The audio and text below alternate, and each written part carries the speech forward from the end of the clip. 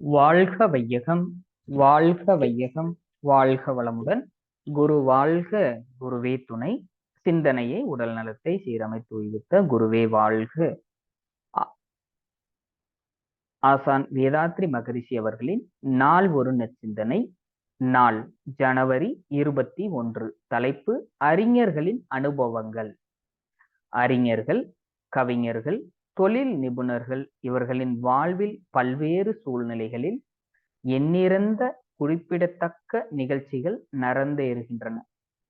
உலக மக்களுக்கு அவர்களது அனுபவங்களை பேச்சாலும் எழுத்தாலும் கவியாலும் தெளிவாக எடுத்து காட்டுகிறார்கள்.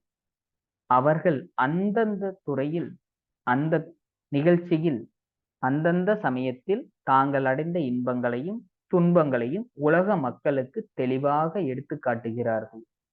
அவர்களின் இத்தகைய முயற்சியால் அவர்கள் அடைந்த இன்பத்தை ஒருவர் அறிந்து கொண்டது முதல் அதை நினைக்கும் தோறும் ஓரளவு இன்பமும், அதே இன்பத்தை தானும் வாழ்வில் பெற வேண்டும் என்ற முயற்சியும், அதை தொடர்ந்து முயற்சிக்கேற்ற பயனையும் அடைய முடிகிறது.